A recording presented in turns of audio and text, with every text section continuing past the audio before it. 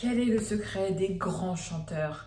Le secret des grands chanteurs, c'est qu'ils aiment leur voix, ils ont appris à l'aimer, ils l'ont façonné pour l'aimer. Peut-être que aujourd'hui tu chantes, mais tu as un problème quand tu entends ta voix lors d'un enregistrement ou autre, elle ne te plaît pas, tu ne l'aimes pas et du coup tu prends pas tant de plaisir que ça à chanter parce qu'il y a toujours quelque chose qui te dit que ça te plaît pas.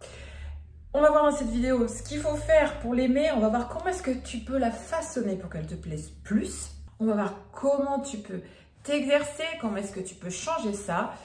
Si tu n'aimes pas ta voix, c'est probablement que tu n'as pas encore appris à la placer correctement et à la faire sonner correctement. C'est ce qu'on va voir dans cette vidéo. Bienvenue sur Je chante mieux. Le meilleur endroit pour placer sa voix, justement comme un professionnel, pour devenir chef d'orchestre de sa voix, maître de la scène.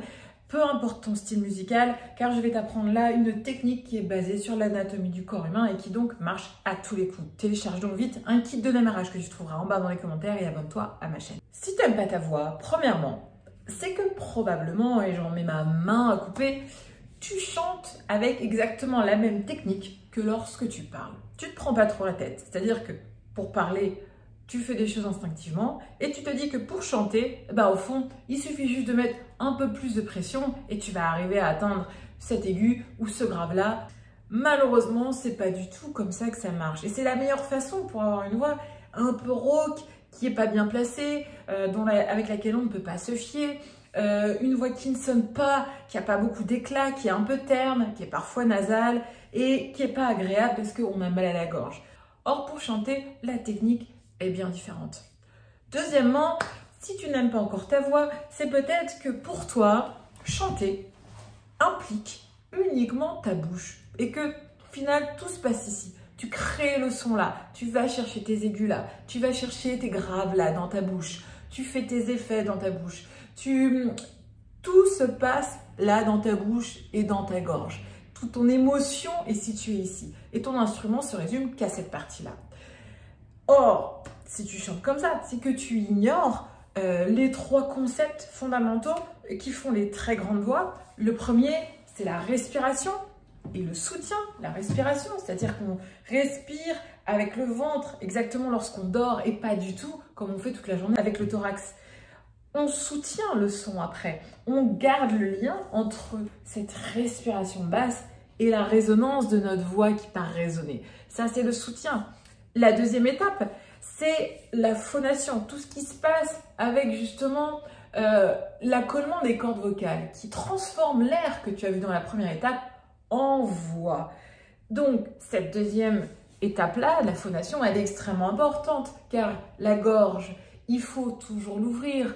Le larynx, il faut légèrement l'abaisser à certains moments en fonction des styles, que ce soit de la musique classique ou du jazz, tout ça, ça change en fonction des notes. Effectivement, si vous chantez des notes suraiguës, même si vous êtes dans le pop, vous allez être obligé d'abaisser votre larynx.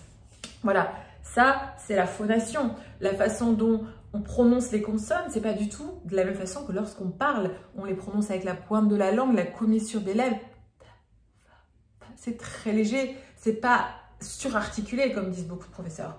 La formation des voyelles, ça fait partie aussi de la deuxième étape qui est la phonation. La troisième étape, quelle est-elle? Eh bien, c'est l'étape de la résonance. La résonance, c'est des résonateurs, c'est là où la magie se passe. On a plusieurs résonateurs dans le corps. On en a un en voie de poitrine, où il y a les harmoniques graves. Il y en a un dans le vestibule laryngé, là, dans la gorge aussi. C'est aussi les harmoniques graves, c'est ce qui va donner de la rondeur et de la douceur. Et on a deux résonateurs dans le visage principaux au niveau des cavités nasales et au-dessus du voile du palais. Et c'est là où sont logées les harmoniques aiguës. Donc, les résonateurs et la résonance, cette dernière étape, c'est ce qui va te permettre d'amplifier ta voix et de l'enrichir, de la colorer. Et une fois qu'elle est bien placée, tu vas pouvoir aussi, en fonction de ce que tu aimes, de faire des choix esthétiques. C'est-à-dire que si tu n'aimes pas ta voix, tu vas pouvoir créer une sonorité qui te plaît plus. Attention, pour cela, il faut qu'elle soit bien placée avant, que les trois étapes vues soient opérantes. Si tu n'aimes pas ta voix aussi, c'est que probablement elle manque d'éclat. Là encore, pour développer l'éclat, intéresse-toi aux résonateurs et notamment pour l'éclat, aux résonateurs d'en haut du voile du palais, des cavités nasales. je te conseille de regarder dans mes vidéos. Je fais plusieurs vidéos, j'en parle beaucoup. Dans mes formations aussi. Regarde tout ça en bas. Dans les formations, tu trouveras des exercices que je ne donne à personne, des exercices beaucoup plus efficaces, où on a des résultats beaucoup plus rapides pour parvenir à cet objectif-là qui est que ta voix te plaît et que tu puisses chanter et prendre du plaisir et transmettre tes émotions. Si jamais tu as des questions que tu te poses, tu n'arrives pas à faire certaines choses, tu me les poses dans les commentaires, j'y répondrai. Si jamais tu veux avoir accès à toutes ces formations, regarde en bas. Si jamais tu veux suivre un cours gratuit dans lequel on travaille tous les deux ensemble, tu as juste à me suivre une vingtaine de minutes ta voix, eh ben regarde, c'est aussi dans les commentaires et c'est gratuit. Moi, je te salue, je vous salue et je suis hyper heureuse parce que je regarde dehors et il fait enfin beau, il y a de la lumière, il y a du soleil, c'est magnifique. Donc, ciao, moi je vais faire un tour dehors.